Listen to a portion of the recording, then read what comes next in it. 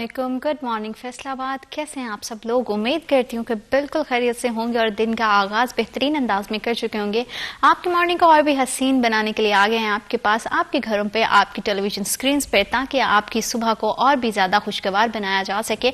और अगर आप दफातर के लिए निकल गए हैं तो आपका सफर अल्लाह आसान करे। अगर कहीं दूर दराज का सफर है तो भी आपके सफर में आसानियां पैदा करें, क्योंकि कहते हैं कि जब भी घर से बाहर निकलना चाहिए तो घर पे जो है ना हमेशा बड़ों की दुआएं लेकर, माँ बाप की दुआएं लेकर और बच्चों से प्यार करके फिर निकलें। बड़ा ज़रूरी होता है कि आपका दिन जो है बहुत अच्छे तरीके से स्टार्ट हो, और उसके लिए एक पॉजिटिव एटीट्यूड, एक पॉजिटिव एनर्जी की ज़रूरत होती है, जो नो डाउट कि हमें अपने ही प्यारों से मिलती है, अपनों से ही मिलती है। तो कोशिश करें कि अगर आपके पेरेंट्स हयात हैं तो उनकी दुआओं से, उनकी मोहब्बत और शफकत के साथ घर से बाहर निकलें। देखिएगा आपका दिन पूरा बहुत अच्छा गुजरेगा। मोस्टली हम लोग जो है वो भागा दौड़ में और लेट उठते हैं, फिर लेट अपनी जगहों पर जहाँ पे जाना है वहाँ पे पहुँचते हैं, तो इस सब में हम वो एक बड़ी ही खूबसूरत मोमेंट को जो है वो मिस कर देते हैं। तो कोशिश कीजिए कि जब भी घर से बाहर निकले तो अपने पेरेंट्स की जो है दुआओं के साथ निकलिए, उनके दुआओं के साए में निकलिएगा। देखिएगा कि फिर आपके बिगड़े काम किस तरह से बनते हैं और आपका दिन कितना खूबसूरत, कितना हसीन हो जाता है। अल्लाह करे कि आपकी ज़िंदगी में बहुत सारी आसानियाँ हैं, आपके लिए बहुत ज़्यादा जो है अल्लाह जो है राहें हमवार करें। कहते हैं कि अगर आपका कोई मकसद है ज़िंदगी का तो उसके लिए मेहनत करना बहुत ज़्यादा ज़रूरी है। आप मेहनत कीजिए, स्ट्रगल कीजिए, खुद पे कॉन्फिडेंट रखिए। जितना आप ज़्यादा कॉन्फिडेंट फील करते हो ना, उतना ही ज़्यादा आपके लिए आसानियाँ पैदा होती हैं। जब तक आप डिफरेंट चीज़ों को एक्सप्लोर नहीं करते हो तो आपके लिए आपको नहीं पता चलता है कि कौन सी और पॉसिबिलिटीज़ हैं जिसके ज़रिए आप अपनी मुश्किल को आसान कर सकते हैं। तो कोशिश कीजिए कि सिर्फ मेहनत करें, हार्डवर्क होनी चाहिए, और आपकी नीयत इसमें बहुत ज़्यादा मैटर करती है कि वो कितनी ज़्यादा अच्छी है। और उसके बाद उसका रिवॉर्ड क्या होगा, कब मिलेगा, वो रब की ज़ात पे छोड़ दीजिए। अगर आपकी नीयत अच्छी है, आपका मेहनत जो है वो उसमें लगन की कमी नहीं है, तो कभी भी ऐसा हो नहीं सकता कि आपको आपका रिवॉर्ड नहीं मिले। तो अल्लाह करे कि आपकी ज़िंदगी में जो भी मामला चल रहे हैं वो आसान अंदाज से आगे बढ़े, खुश उसलूबी से वो पाया तकमील तक पहुँचे, और आप जो है वो पूरे अपनी ज़िंदगी को जो है वो बेहतरीन बनाने की तरफ जो काविशें करते हैं, जो कोशिशें करते हैं, अल्लाह उसको जो है वो चार चांद लगाए, उसका भरपूर फल आपको दे। क्योंकि कहते हैं कि सब्र का फल बहुत मीठा होता है। बहुत ज़रूरी होता है कि आप सब्र करें और सब्र के बाद जो फल मिले उसको एंजॉय भी करें, और उसी का मज़ा भी है। अगर बिना मेहनत के, बिना कुछ किए आपको कुछ मिल जाए तो यकीन जानिए उसकी वैल्यू नहीं होती। तो सही वक्त का और सही टाइम का इंतज़ार ज़रूर करें, ताकि अल्लाह जो है वो आपको आपकी मेहनतों का सिला जो है वो आपकी कामयाबी की सूरत में दे। आमीन। और आपकी ज़िंदगी में बहुत सारी ढेर आसानियाँ हों। इसी हवाले से अगर थोड़ा सा बात करें मौसम का, विंटर्स चल रहे हैं तो अपना बहुत ज़्यादा ख्याल रखिए, बॉडी को ज़्यादा से ज़्यादा हाइड्रेट रखिए। और आज फैसलाबाद का मौसम कैसा रहेगा ये जानेंगे हमारे स्पेशल सेगमेंट टुडेज वेदर में।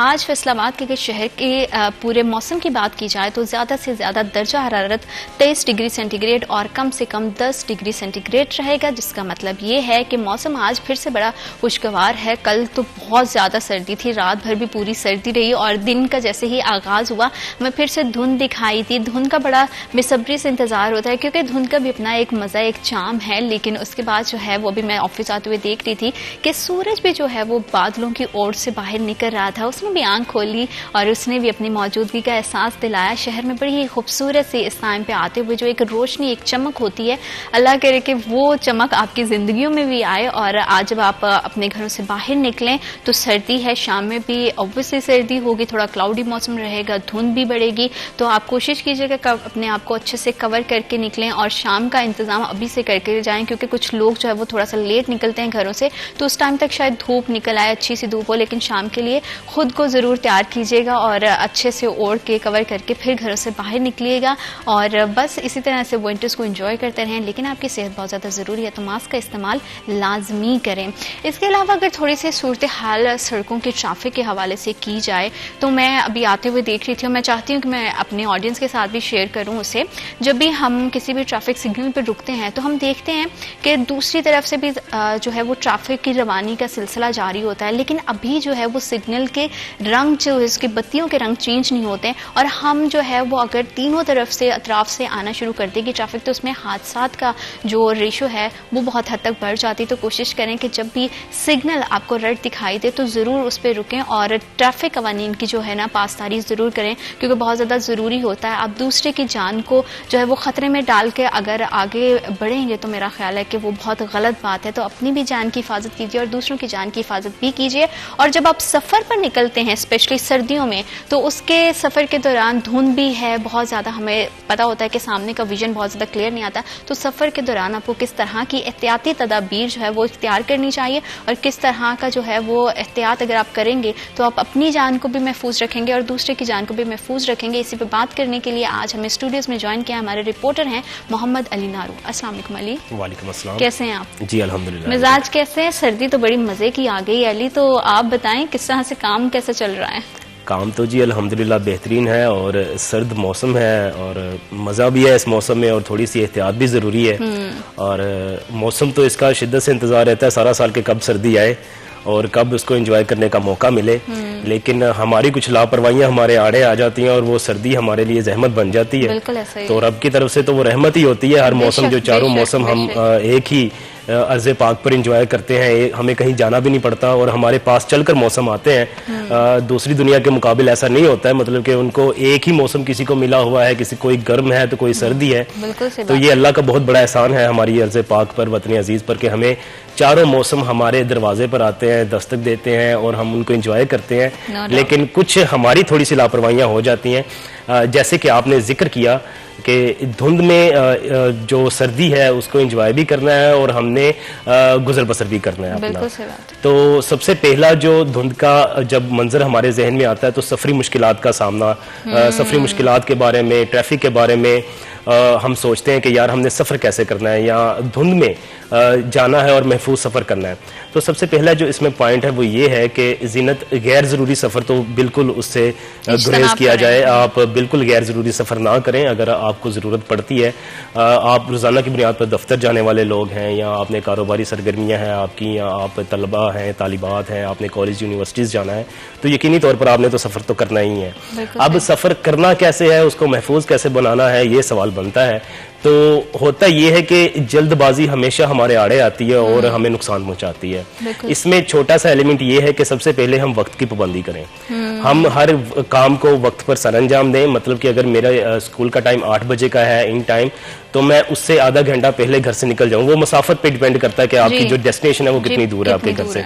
लेकिन आपका मार्जिन ये होना चाहिए जितनी आपकी डेस्टिनेशन है उसमें भी 15-20 मिनट आपके ऊपर होने चाहिए, ताकि कोई ऐसा हो जाता है, गाड़ी का कोई इशू आ जाता है, बाइक का कोई इशू आ गया है या पेट्रोल का कोई इशू आ गया है, तो आप उसको मैनेज कर सकें। जब हम सफ़र के लिए निकल पड़ते हैं, घर से ही हम अगर देर से निकलते हैं और पता है कि कोई 15 से 20 मिनट का तो सफ़र ही है और टाइम भी उतना ही रहता है हमारे पास, तो फिर जल्दी जो जल्दबाजी है वो हमें रोड्स पर भी दिखाई देती है, वो हमें सड़कों पर दिखाई देती है, वो हमें बेहंगम ट्रैफिक की सूरत में दिखाई देती है, वो हमें एक छोटे से सफ़र पर बड़ी स्पीड के साथ जाता हुआ भी दिखाई देता है कि जनाब इसका कुछ तो डाढ़ा ही मामला लग रहा है, जो इसको बेसब्री आई हुई है। तो ये चीज़ को कंट्रोल करने के लिए सबसे जो अहम चीज़ है वो वक्त की पाबंदी है कि आप अपना टाइम मैनेज करें और रोजाना की बुनियाद पर आपके जो मामलात हैं, अगर रोजाना ही आपने वो काम करना है तो फिर तो आपको डेफिनेटली आपका टाइम मैनेज करना चाहिए, ताकि आपको रोजाना की बुनियाद पर एक तजस्सुस, एक जल्दबाजी का जो सामना करना पड़ता है कि उठना है और मुशक्कत तलब काम है, और सुबह से ही अगर आपका डिस्टर्ब दिन का आगाज हुआ है कि जनाब लेट पहुंचे हैं, फलां हुआ है, तो वो आपका सारा दिन फिर वैसा ही गुजरता है। दिन का आगाज बेहतरीन होना चाहिए ताकि वो सारा दिन आप जो है वो खुशगवार तरीके से सर्वाइव कर सकें। रोड पर आप आते हैं, हम नेशनल हाईवेज, मोटरवेज की बात अलग से करते हैं, जो अंदरून सिटी, शहर के अंदरून के जो रोड्स हैं उनकी हम अलग से बात करते हैं। तो ज़रूरी है कि आप सबसे पहले जब सड़क पे आते हैं तो आपकी व्हीकल्स का दुरुस्त होना ठीक है, मेंटेनेंस का ख्याल रखना ज़रूरी है। फॉग लाइट्स का इस्तेमाल करें लाजमी। धुंध में चूंकि एक फॉग लाइट ही है जो सामने वाले को बताती है कि सामने कुछ है, उसको इशारा मिल जाता है, उसको नजर आ जाता है कि आगे भी मेरे एक व्हीकल है, गाड़ी है, बाइक है, मैंने ख्याल करना है उसका। आपने अगर आप घर से वक्त पर निकले हैं तो आपकी बाइक की स्पीड या आपकी गाड़ी की स्पीड ऑटोमेटिकली एक नॉर्मल स्पीड होगी, आपको पता है कि मैंने पहुंच तो जाना है ही। जब हम जल्दबाजी में आते हैं रोड पर तो हमारी स्पीड भी हाई होती है और हम सामने वाले का भी ख्याल नहीं करते, ना हम इधर देखते हैं ना हम उधर देखते हैं। हाँ, मंजिल पर तो नहीं पहुंच जाता हमसे वक्त पर, लेकिन अल्लाह ना करे हस्पताल हम जरूर पहुंच जाते हैं उस मामले में। तो जब आप रोड पर आए, सबसे पहली आपकी तरजीह ये होनी चाहिए कि आपने अपनी लेन का इंतखाब कर लिया। अब आप तसलसल के साथ तहम्मुल के साथ अपना सफर जारी रखें और फॉग लाइट्स का इस्तेमाल लाजमी करें। अगर हम दरून सिटी हैं तो सर्दी से बचाव का भी मामला आपने साथ में देखना है कि आपने गर्म कपड़े पहने हुए हैं, आपने अपना जो बैरूनी मामला है, आपने कैप्स ली है, गर्म कैप्स। हमारे यहाँ मेजॉरिटी लोग मोटरसाइकिल्स को यूज करते हैं। बिल्कुल, बाइक्स की एक बड़ी तादाद है। हाँ, तो वो एक बड़ा जरूरी है कि खुद को कवर भी करें। और जो आपने एक बात बोली बड़ी अच्छी है, वो ये कि सब्र, ये बहुत ज्यादा जरूरी है। हमारे यहाँ जो है हम देखते हैं कि ओवर स्पीडिंग बहुत ज्यादा करते हैं, स्पेशली बच्चे जो बाइक्स चलाते हैं वो ऐसे उड़ा के लेके जा रहे हैं जैसे जहाज चला रहे हैं। तो उसमें मेरा ख्याल है कि पेरेंट्स को भी बच्चों को थोड़ा सा समझाना चाहिए। एक तो इसमें मुझे लगता है कि मौसम के साथ साथ अली इसमें थोड़ी ट्रैफिक कवानीन का भी ख्याल अगर हम रखेंगे तो मेरा ख्याल है हम अपनी जान को भी जो है वो तहफ़्फ़ुज़ बख्शेंगे और दूसरे की जान को भी महफूज रखेंगे इसमें। अब बिल्कुल ऐसा है जी। अब इस हवाले से हमें जीनत कोई सरकारी सतह पर भी अच्छी उम्मीद दिखाई दे रही है, कार्रवाइयाँ हो रही हैं ट्रैफिक कवानीन के हवाले से। और जो नो उम्र ड्राइवर हैं, कम उम्र ड्राइवर हैं, उनके लिए बड़ा इशू होता है। वो राइडर है या वो ड्राइवर है, वो खुद के लिए तो मसला पैदा करता है ही, और जो साथ में सफर कर रहे हैं, जो इर्द गिर्द की व्हीकल हैं, उनके लिए वो बड़ा नुकसानदेह साबित हो जाता है। तो जब आप रोड पर आते हैं, आप अपने आप को ढांप कर रखें, आप ट्रैफिक कवानीन की पाबंदी करें। और ये पाबंदी आप सिर्फ किसी के लिए नहीं बल्कि अपनी जात के लिए कर रहे हैं। आप महफूज हैं, आप सिग्नल पर बर वक्त रुकते हैं, आपको पता है कि सिग्नल रेड है, आप वहां पर रुक गए हैं, आपने दूसरे को मौका दिया। अगर आप तसव्वुर करें ना कि अगर कोई भी सिग्नल पे नहीं रुक रहा तो उसके बाद सिचुएशन क्या बनेगी। अगर चारों ओर से ट्रैफिक एक जगह इकट्ठी हो रही है तो कोई भी क्या वक्त पर अपनी मंजिल पर पहुंच पाएगा? तो बिल्कुल नहीं पहुंच पाएगा। एक ने सब्र तहम्मुल का मुजाहिरा करना है तो दूसरा जा पाएगा। जो मैं इंसिडेंट अभी शेयर कर रही थी कि तीनों तरफ से, वो अभी हमारे ऑफिस के बाहर वाला ही जो इशारा है उसी की थी कि एक सिग्नल जो है वो रेड है, लेकिन तीनों अतराफ से जो है ना उधर से भी बाइक साइकिल्स आ रही हैं, मोटरसाइकिल गाड़ियां बीच में। तो वो जब एक सेंट्रल पॉइंट पे आके वो मिक्स हो जाएंगे, ना वो सही से गुजर पाएंगे ना इधर वाले गुजर पाएंगे, तो वो एक बड़ी बेहंगम सी सूरत हाल हो जाती है। और उसमें ट्रैफिक वार्डन्स का किरदार बहुत अहम है कि वो वहां पे रुके और जो है वो कानून पे अमल दरामद करवाएं, क्योंकि हमारे लोग डंडे के बगैर नहीं सुनते हैं। ये बात तो है, लेकिन उजरत बुनियादी तौर पर हर चीज की जड़ है। उजरत से काम लिया जाता है। मैं यही आपको बता रहा हूं कि अगर वक्त पर काम सारे किए जाएं तो यकीन माने इनमें से कोई भी मसला हमें दरपेश ना हो। और ट्रैफिक, सर्दियों में ट्रैफिक के मामला इतने उलझ जाते हैं, आए रोज हमें इंसिडेंट्स होते दिखाई देते हैं, आए रोज हमें हादसा होते दिखाई देते हैं। और उसकी बड़ी वजह यही होती है कि उजलत दिखाता कोई जा रहा था या वो ट्रैफिक कवानीन की पाबंदी नहीं कर रहा था। देखें, एक रब्बी काम है, अगर हम जो हमारा दीन कहता है, जो हमारा ईमान है कि जिसका जो आना है उसकी जिंदगी में वो होकर रहना है, लेकिन उसकी अपनी साइड से, उसकी अपनी जानिब से वो मामला नहीं होने चाहिए। उसको पता है कि अगर वो कंट्रोल कर रहा है, वो अच्छे से ड्राइव कर रहा है, उसने हेलमेट पहना हुआ है, वो कवर है और वो दूसरों का ख्याल कर रहा है इर्द गिर्द की ट्रैफिक का, तो यकीन माने बड़ी हद तक हतलुल मकदूर ये कोशिश होती है और ये चांसेस होते हैं कि वो बाहिफाजत अपनी मंजिल पर पहुंच जाएगा। और बुनियादी तौर पर जब उजलत दिखाते हैं, जब किसी का हक मारते हैं, लेन तब्दील करने का इल्म नहीं है लोगों को कि एक लेन से दूसरी लेन में हमने कैसे कन्वर्ट होना है, हमने कैसे आना है। उसके पास गाड़ी भी है। देखें, एक जो ड्राइवर है, अगर उसके पास व्हीकल है, उसके पास गाड़ी है, तो वो बहुत जिम्मेदार होना चाहिए। उसको पता होना चाहिए कि उसने लेन की तब्दीली कैसे करनी है, उसने नीचे कैसे आना है या ऊपर कैसे जाना है, बगैर इंडिकेटर्स के। और इंडिकेटर्स ही दुरुस्त नहीं है। यहां पर नाकामी जो आपने जिक्र किया अभी के वार्डन्स वाला जो अगर मामला हो तो ये चीजें बड़ी आसानी से कंट्रोल होती हैं। एक गाड़ी बगैर इंडिकेटर्स के, गैर फाल इंडिकेटर्स के साथ शाहराह पर है और वो दौड़ाता जा रहा है, उसको ना पता है कि उसने लेफ्ट लेते हुए किधर जाना है, ना पता है राइट लेते हुए उसने क्या करना है। तो जब ऐसे ड्राइवर, वो जितने मर्जी एक्सपीरियंस्ड हैं, हम उनको नौमलूद ड्राइवर ही कहेंगे। बिल्कुल। और अली, ये तो हो गई शहर के अंदरून की अगर बात करें कि अंदर की सूरत हाल। अगर थोड़ा सा हम जाए मोटरवे की तरफ, जारी बात है धुंध है, वहां पे भी बड़ा ख्याल रखना पड़ता है कि जब आप सफर करते हो तो किसी किस्म का हादसा नहीं हो जाए, आपकी स्पीड बहुत कम होनी चाहिए। तो उस लिहाज से आप बताइएगा कि जब धुंध में किस तरह से अपने सफर को जो है वो हम आसान बना सकते हैं और कौन सी ऐसी एहतियाती तदाबीर हैं जो हर ड्राइवर को जो है उसे मलहूज़े खातिर रखना चाहिए। अच्छा, मोटरवे जीनत हमारा ये कह लें कि तुरा इम्तियाज है, हमारे लिए फख्र है कि मोटरवे पर काफी कानून की जो है वो उजारादारी कायम है। आप ये कह लें कि कानून पर पाबंदी की जाती है और काफी उसूलों को मद्देनजर रखा जाता है।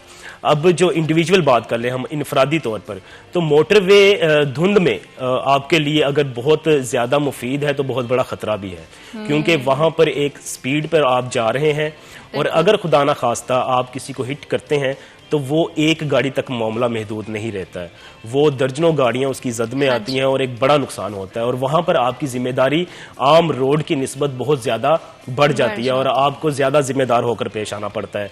तो पहले तो आप मोटरवे पर चढ़ने से पहले के उसूल याद रखें कि जो ये सबसे पहला मसला ये आता है कि हमारे शहरियों को पता ही नहीं होता कि मोटरवे सफर के लिए बंद है या खुली है।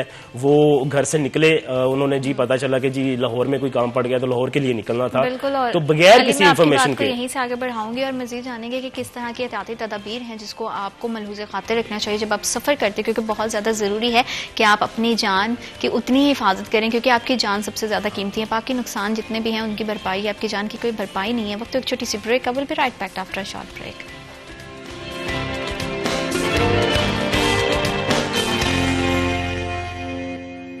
Welcome back after short break. आप देख रहे हैं सिटी एट 10 और जिस तरह से मौसम बदल रहा है, मौसम के तकाज़ों के अकॉर्डिंग बहुत ज़्यादा ज़रूरी हो जाता है कि जब आप सफ़र करते हैं तो एहतियाती तदाबीर ज़रूर मलहूज़े खातिर रखें। धुंध के दौरान सफ़र करना खासा रिस्की भी होता है, बल्कि रिस्की ही होता है जहाँ पे आप उसको लुत्फ़अंदोज़ होते हैं सफ़र से। तो अगर आप बहुत ज़्यादा आप जो है वो एहतियाती तदाबीर को फॉलो नहीं करते हैं तो आपको बहुत ज़्यादा ख़तरा हो सकता है और हादसा की शरह बढ़ सकती है। तो कोशिश करें कि जब भी आप सफ़र के दौरान घर से निकलें तो इन तमाम बातों को जो है वो माइंड में रखें और दूसरों की जिंदगियों के और दूसरों के सफर को भी आसान करें और अपने सफर को भी आसान करें। और इन्हीं एहतियाती तदाबीर पर क्या सूरत हाल है और किस तरह से होनी चाहिए, इसी पे बात करने के लिए स्टूडियोज में हमें ज्वाइन किया हमारे रिपोर्टर हैं अरसलान दुरानी। अस्सलाम वालेकुम अरसलान, कैसे हैं आप?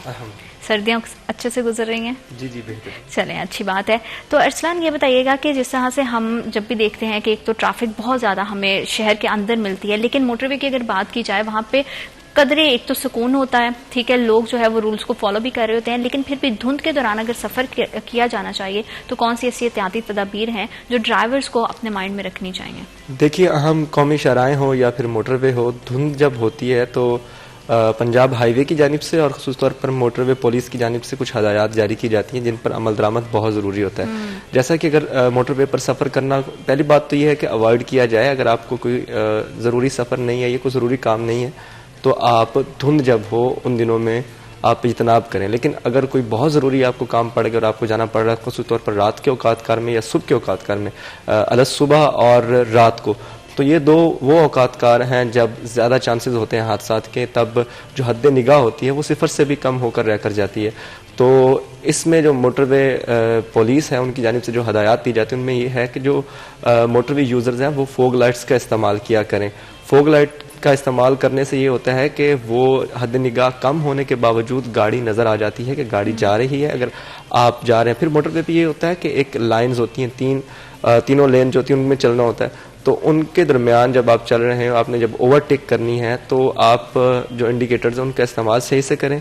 फिर ये है कि जो मुनासिब फासला है वो रखा जाए गाड़ियों के दरमियान। तो गाड़ियाँ एक लाइन में चल रही होती हैं, तो अगर स्पीड में आएगी, अगर एक गाड़ी को हादसा पेश आता है तो फिर जो पीछे से आ रही हैं वो सारी हिट करेंगी आगे। इस तरह के कई वाक़यात मोटरवे पर पहले भी रूनुमा हो चुके हैं। तो उसके तदारुक के लिए ज़रूरी ये है कि जो हदायत मोटरवे पुलिस की जानिब से दी जाती हैं फोक के दिनों में उनको इस्तेमाल उन पर जो है वो किया जाए। दूसरा ये है कि मुनासिब फासला भी रखा जाए। स्पीड बड़ी इंपॉर्टेंट होती है, अगर तो स्पीड ज़्यादा रखी जाएगी तो हादसात के चांसेस बहुत ज़्यादा होते हैं। मोस्टली हमने जब देखा है जो हादसात मोटरवे पर पेश आते हैं धुंध के दिनों में, उनकी बड़ी वजह स्पीड और फोग लाइट्स का ना इस्तेमाल करना और फिर गाड़ियों के दरमियान जो मुनासिब फासला है वो नहीं होता। तो जब एक गाड़ी हिट करती है तो फिर दूसरी गाड़ियां भी हिट करती हैं। स्पीड को कंट्रोल रखा जाए, मिनिमम स्पीड रखी जाए, मैक्सिमम की जानिब नहीं जाया जाए। ऑल्दो कि वहाँ पर आपको नहीं पता कि रश किस लेवल का है, लेकिन जब आप सफ़र कर रहे हो तो ये बहुत ज़रूरी है कि जो स्पीड तब मोटरवे की जानिब पुलिस की जानिब से बताई जा रही है उसके 130 ये उनकी हेल्पलाइन है जो कि हर वक्त एक्टिव होती है। अब तो ऐप्स भी आ गई हैं मोटरवे की, उसके थ्रू भी आप इंफॉर्मेशन ले सकते हैं कि कहाँ से कौन सा पार्ट जो है वो क्लोज है और हम मुतबादिल कौन सा रास्ता इस्तेमाल कर सकते हैं मोटरवे बंद होने की सूरत में। और रात के वक्त में आप किसी भी किस्म की हेल्प जो है वो 130 पर कॉल करके मोटरवे पुलिस से ले सकते हैं। वो आपकी रहनुमाई के लिए, आपकी मदद के लिए बर वक्त पहुँच सकते हैं। तो ये वो ज़रूरी है जो शहरियों को इन चीज़ों को मद्दे नज़र रखना चाहिए। मोटरवे पर सफ़र करते हुए हदायत भी इस्तेमाल करें, हदायत को फॉलो भी करें और फिर साथ साथ अगर किसी हेल्प की ज़रूरत पड़ती है, ख़ुसूसी तौर पर रात के औकात कार में सफ़र करते हुए धुंध हो और खुदा न खास्ता कोई नागहानी सूरत हाल आपको उसका सामना करना पड़ता है। अक्सर हम लोग जो है वो बेहतियाती बरतते हैं और पेट्रोल फ्यूल का बड़ा लोगों को में होता है कि फ्यूल फिल नहीं किया है और एक सफ़र पर निकल गए हैं, तो इन सारी चीज़ों का बड़ा ख्याल रखना चाहिए। लेकिन अगर इन केस कोई मसला हो जाता है तो ज़रूर जो है वो मोटरवे पुलिस से कॉन्टेक्ट करें ताकि वो आएँ, और उस सूरत में अगर आप कर रहे हैं तो अपनी गाड़ी को भी लॉक रखें ताकि जो है ना दीगर हादसा से बच सकें। पहले तो ज़रूरी यही है कि हम अपनी रिस्पॉन्सिबिलिटी को समझें और अली अपन सफ़र पर निकलने से पहले जो है वो अपने फ्यूल वगैरह को चेक करें और बाकी भी चीज़ें, जैसे आपने कहा था मेंटेनेंस बहुत ज़्यादा ज़रूरी है कि हम अपनी गाड़ियों की मेंटेनेंस पे ज़रा ख्याल रखें ताकि किसी भी तरह की दुश्वारी से हम बच सकें। जीनत यही है कि हमारे यहाँ पर है ना अब बिलुमुम ये एक रिवाज बन चुका है कि हमने जब हमारी व्हीकल के साथ कन्वेंस के साथ जब कोई इशू आना है या उसने कोई खराबी पैदा करनी है तभी हमने मैकेनिक के पास जाना है, वगरना एक सिलसिला होता है। अगर हम उस पे रहें कि हर माह हम एक तारीख मुंतखब कर लें कि इस डेट को मैंने अपनी गाड़ी का यूं कह लें कि चेकअप ही करवाना है, बिल्कुल, और मैंने इसको हर माह लेके जाना है मैकेनिक के पास, तो इसकी जो छोटी मोटी कमियां हैं, जो इसको मसाइल पैदा हो रहे हैं या कोई आने वाले दिनों में बड़ा मसला पैदा होने वाला है, तो वो उसकी पेशगी इतलाई हमें हो जाए और उसको बर वक्त दुरुस्त करवा लिया जाए ताकि कोई रोड पर जाकर उसका मसला पैदा ना हो। मोटरवे का हम जिक्र कर रहे थे, तो आज के दौर में, आज के जदीद दौर में जब मैं देखता हूँ खबर चल रही होती है कि जी कमालपुर इंटरचेंज पर जो है वो गाड़ियों की कतारें लग गई हैं, डिप्टी वाला इंटरचेंज पर हैवी ट्रैफिक खड़ी है और अमीपुर बंगला का इंटरचेंज गाड़ियों से खचाखच बढ़ चुका है। तो जदीद दौर में ऐसी खबरों का होना और ऐसी खबरों का आना मायूस कौन सा लगता है जब मोटरवे की जानिब से एक आपके पास प्लेटफॉर्म है, हम सफर ऐप है, और वो आपको बता रहे हैं कि जनाब हमारा जो फला इंटरचेंज है वो ट्रैफिक के लिए बंद है, फला इंटरचेंज हमारा खुला हुआ है, ये बीट यहाँ से टोबा से लेकर यहाँ तक बंद है इसका हिस्सा, ये M3 का ये पार्ट बंद है, M4 का ये पार्ट बंद है। उस दौरान जब हम घरों से बगैर इतला के, बगैर देखे, बगैर इंफॉर्मेशन के हम घरों से निकलते हैं, तो ये सारी की सारी जिम्मेदारी शहरी की है, क्योंकि धुंध का ज्यादा होना इसमें गवर्नमेंट का कोई अमल दखल नहीं है या मोटरवे पुलिस का कोई अमल दखल नहीं है कि जी धुंध ज्यादा क्यों है, आपने मोटरवे क्यों बंद किया है, क्योंकि मोटरवे ऐसी आपकी अहम शाहराह है, उस पर हादसे का होना, एक गाड़ी का भी हादसा होना, आपकी कई जो गाड़ियां हैं, सैकड़ों गाड़ियां उसके हादसे में वो कन्वर्ट हो जाता है। तो आपको अव्वल तो बीइंग अ सिटीजन आपको जिम्मेदारी का मुजाहरा करना चाहिए। ये यहाँ पर जब हम घर से ही देख लेंगे कि यार ये इंटरचेंज बंद है, फला मोटरवे बंद है, अगर मैंने लाहौर जाना है तो आगे से M2 का ये हिस्सा बंद है तो लाहौर में नहीं जा पाऊंगा। बिल्कुल, ये जो है वो सिटीजन की रिस्पॉन्सिबिलिटी है कि एक तो जो ऐप है उसको अपडेट रखें और दूसरा सफर पे निकलने से पहले पूरा स्केड्यूल चेक करें ताकि उनके लिए आसानियां पैदा हो। वक्त एक छोटी सी break, will be right back after a short break.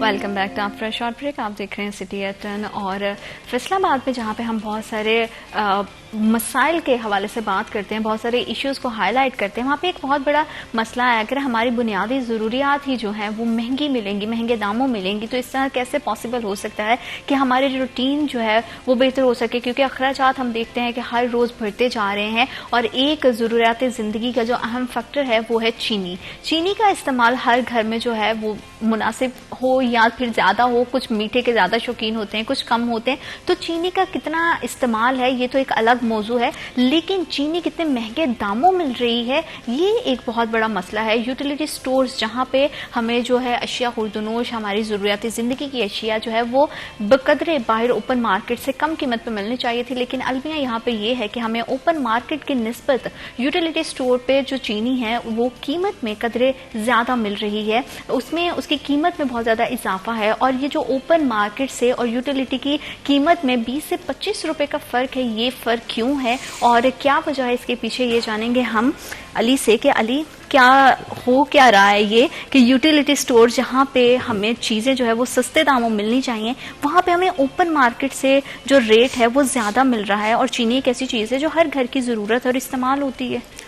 जी, आप ये अंदाज़ा करें और ये तसव्वुर करने की कोशिश करें कि आप ओपन मार्केट में जाएं और चीनी आप एक दुकान पर जाएं और वहाँ से आप उसको दें 135 रुपये या 130 रुपये, वो आपको 1 kg चीनी फराम करेगा बड़े इज्जत और एहतराम के साथ, और वो 135 रुपये वसूल करेगा और आपको बर वक्त सर्विस दे दी जाएगी और आप 1 किलो चीनी लेके घर आएंगे और कुछ भी बनाएंगे।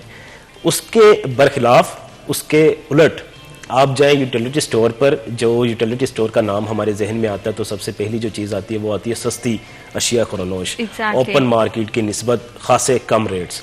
और जब हम फैसलाबाद के यूटिलिटी स्टोर्स की बात कर रहे हैं इन दिनों में, तो आपने क्या करना है कि आपने जाना है, लाइन में लगना है, कतार में लगना है आपने, और आपने धक्के खाने हैं और आपकी 2 घंटे बाद बारी आएगी। बारी आने पर वो आपको कहेगा आप अकेली चीनी नहीं खरीद सकते हैं, चीनी के साथ आपको आटा भी खरीदना है, कुछ 3-4 चीज़ें और खरीदनी है। जब ये आप चीज़ें खरीद लेंगे तो वो आपको बताएगा जो चीनी आपने बाहर से 130 रुपये की खरीदी है वो हम आपको 155 रुपये में दे रहे हैं, क्योंकि आपने धक्के भी खाए हैं, आपने 2 घंटे आप कतार में भी खड़े हुए हैं, तो हम आपको चीनी भी अब महंगी देंगे, क्योंकि हमारे पास चीनी कुछ खास है, हमारे पास चीनी कुछ अलग है। बाहर जो मोटे दाने वाली चीनी है वो यहाँ पे नहीं मिलती, यहाँ पे बारीक दाने वाली पाउडर की तरह की चीनी मिलती है, और वो भी 155 रुपये में। ये हम आपकी खिदमत कर रहे हैं being a utility store.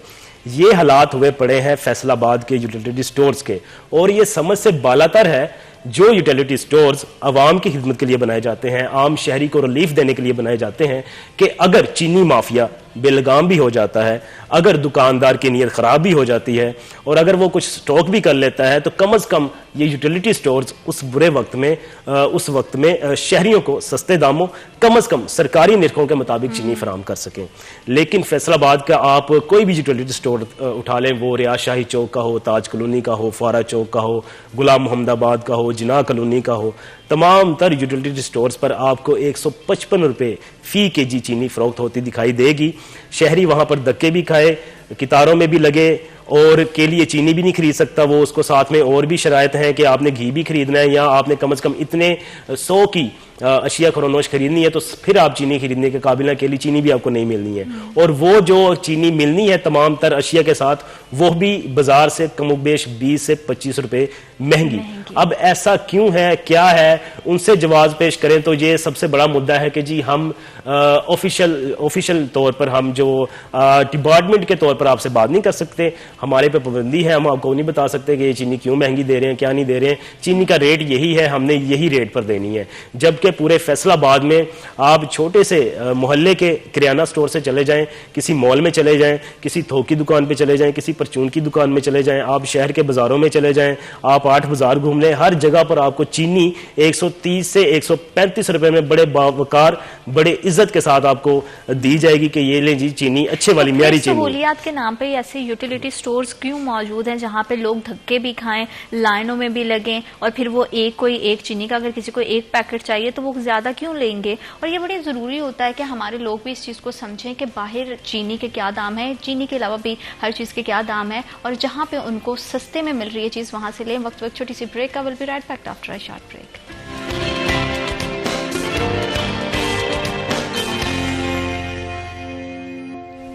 Welcome back to after short break. आप देख रहे हैं सिटी 10, और चीनी के हवाले से बात करें तो ओपन मार्केट में जहां पे कदरे सस्ती चीनी मिल रही है, तो वहीं पे यूटिलिटी जो सहूलियात के नाम पे खोले गए हैं, वहां पे आवाम को जो है वो दोनों हाथों से लूटा जा रहा है। ना तो उनको जो है वो अच्छे से ट्रीट किया जाता है, लंबी लंबी कतारों में लग के बेचारे के चीनी के तक पहुंचते ही हैं तो उनको साथ में चीनी के और भी दाल, चावल, आटा, इस तरह की अशिया भी लेनी पड़ती है। तो बड़ी एक मुझे लगता है कि जहमत की बात है, सहूलियात के नाम पर जो लोगों की तजलील की जा रही है, अगर इसका अमल नहीं रोका गया तो मुझे लगता है कि हालात और ज्यादा संगीन हो जाएंगे। और चीनी हर घर की जरूरत है, तो इसलिए हमें चाहिए कि अगर हम कोई सहूलियत देते हैं अपनी आवाम को, तो उसका उन तक जो उनकी फराहमी है उसको भी उतना ही ज्यादा आसान करें। और फिर अगर कोई सवाल किया जाता है तो सवाल का कोई भी जवाब देने का रवादार नहीं है।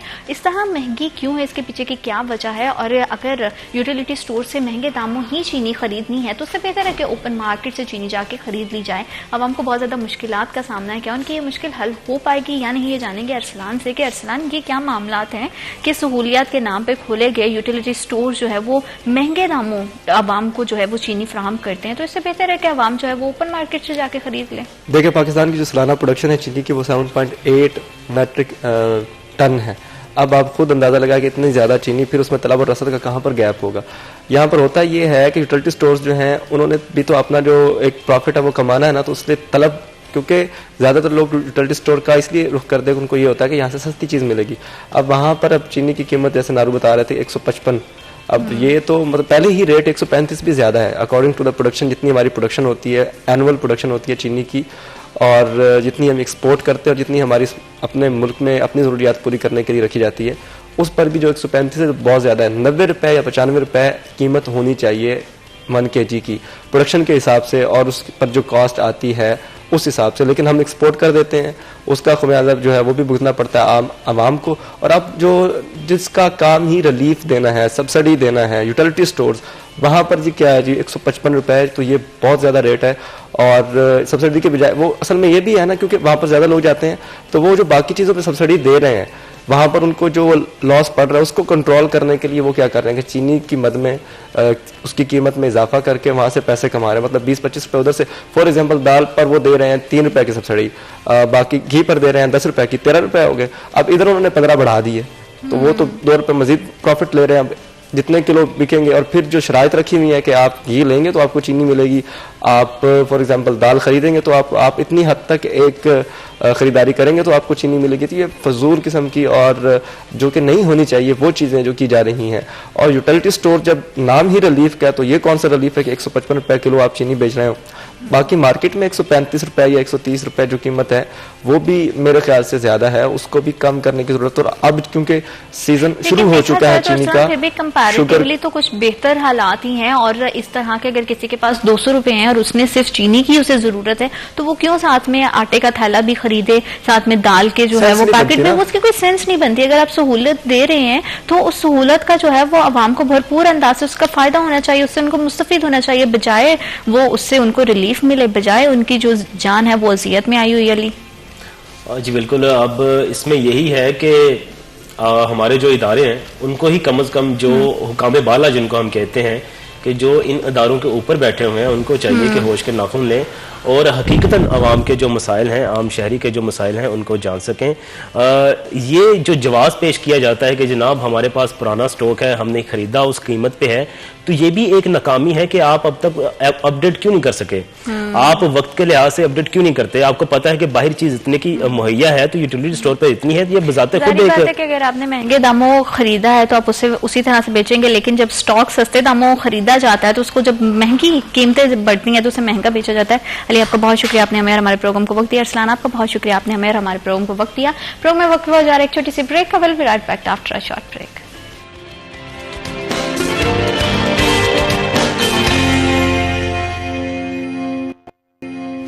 Welcome back after a short break. आप देख रहे हैं सिटी एटन। और शहरी फैसलाबाद के हवाले से बात करें तो फैसलाबाद के निज़ाम को आसान अंदाज से चलाने के लिए जहां पे हमारे ऑफिसर्स बहुत भरपूर किरदार अदा करते हैं, क्योंकि हमेशा से मैं बात करती हूँ कि हर शहर जो है वो एक फैमिली की तरह होता है और उसका हेड ऑफ फैमिली जो है उसका अपनी जिम्मेदारियों को आसान अंदाज से पूरा करना बहुत ज़्यादा ज़रूरी होता है। उनके सिर पर एक बहुत बड़ी रिस्पॉन्सिबिलिटी होती है पूरे निज़ाम को चलाने के लिए, अच्छे से चलाने के लिए। और डिफरेंट तरह के हम देखते हैं कि शहर के मसाइल होते हैं, तमाम मसाइल पर नजर रखना और उसे बर वक्त हल करना ये बहुत ज्यादा जरूरी होता है। और किस तरह से फैसलाबाद का निजाम चल रहा है और किस तरह से जो मसाइल हैं उसको बर वक्त हल करने की कोशिश की जा रही है और दीगर उनकी लाइफ कैसे चल रही है, थोड़ी सी इस हवाले से बात करेंगे। कि आज हमें स्टूडियोज में दो बहुत ही खास मेहमानों ने ज्वाइन किया है।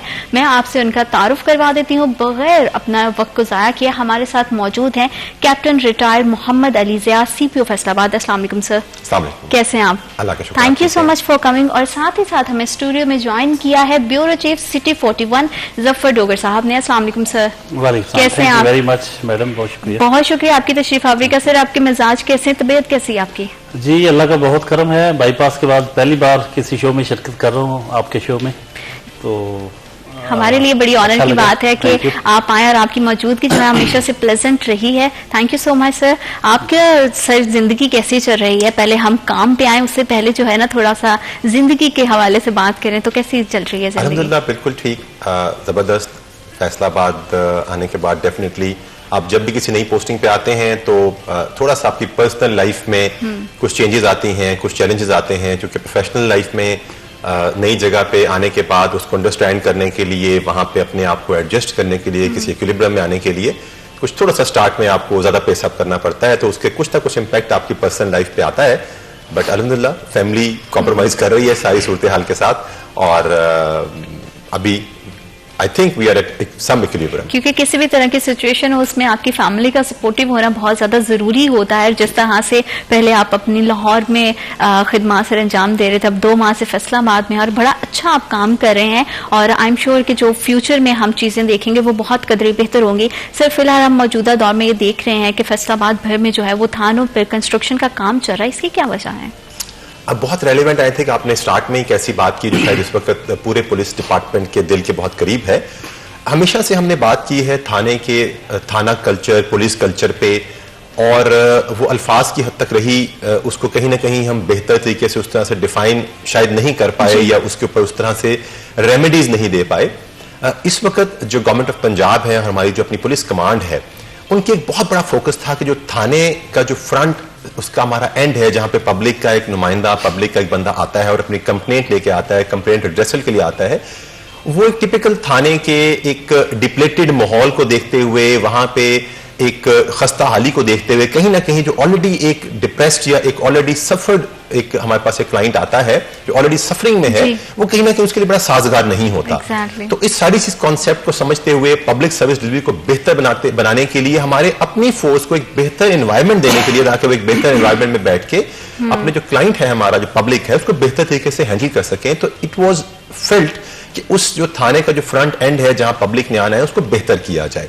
इसका टेक्निकल जो नाम है वो हम स्पेशल इनिशिएटिव पुलिस स्टेशन कहते हैं, IGP special initiative police station. बिल्कुल सही। इसका ताल्लुक 2-3 चीजों के साथ है। पहला इसका हार्डवेयर कंपोनेंट है, और हार्डवेयर कंपोनेंट जो है वो इस थाने का आउटलुक है। इसके अंदर हार्डवेयर गैजेटरीज हैं, जो कि कंप्यूटर्स हैं, क्यूमेटिक मशीन्स हैं, वो पहले उसको इंप्रूव करना था। इस चीज को इंप्रूव करने के लिए हमें हुकूमत पंजाब ने सिर्फ हमारे डिस्ट्रिक्ट के लिए, मैं आपको बताता चलूं, पूरे पंजाब के लिए तो 2 बिलियन रुपीस दिए। हमारे डिस्ट्रिक्ट के लिए ऑलमोस्ट हमें मोर देन 11 करोड़ रुपीस, हमारे 11 करोड़ से ज्यादा जो है फंड्स, वो हमारे डिस्ट्रिक्ट को दिए गए, जिसमें सिविल वर्क कंस्ट्रक्शन के पैसे, जिसमें जो है फर्नीचर खरीदने के लिए और IT इक्विपमेंट को एनहांस करने के लिए पैसे दिए गए। इसी तरह उनकी हर थाने में डिस्ट्रीब्यूशन थी। सो इसके ऊपर एक 31 दिसंबर की एक हमारे लिए एक टारगेट डेट है, जो कि हमारे IG ने, हमारी कमांड ने हमें दी हुई है। Ultimately we have to present our case to the chief minister as well. तो उस तक हमने इन सब थानों को रेनोवेट करना है, हमने इनको एक बेहतर शक्ल में लेके आना है। सो ये उसका हार्डवेयर कंपोनेंट होगा। उसका जो सॉफ्टवेयर कंपोनेंट ये है कि वहां पर जो प्रोसेसिंग ऑफ एप्लीकेशंस है, वहां सर्टेन SOPs हैं, सर्टेन स्टैंडिंग ऑपरेटिंग प्रोसीजर्स हैं कि किस तरह की FIR कितने टाइमलाइन में दर्ज होनी है, किस तरह आपने अपने क्लाइंट को डील करना है, किस तरह के तरीके से फौरी तौर पे आपने उसकी कंप्लेंट रेस्ट करनी है, किस तरह से ऑटोमेटेड कंप्यूटर सिस्टम उसकी हर चीज को, जो एक स्टेप है वो अगले स्टेप की तरफ फॉलो करेगा, उसको ओरिजिनेट करेगा, और अल्टीमेटली ये चीजें किसी भी लेवल पे हमारे इवन IG पंजाब के ऑफिस में मॉनिटर हो सकेंगी। बल्कि मैं आपको यहां तक बता दूं कि अब ये चीजें इवन चीफ मिनिस्टर ऑफिस में भी इनकी एक्सेस है, और वहां पे मॉनिटर हो रही हैं कि कौन सी एप्लीकेशन कितने टाइम में डिस्पोज की जा रही है। सो ये बहुत बड़ा इनिशिएटिव है गवर्नमेंट का ये। Exactly. और आई थिंक के बिट्स एंड पीसेस में हिस्टोरिकली किसी एक थाने पे काम करवा दिया, किसी एक थाने को पैसे दे दिए, ये चलता रहा है।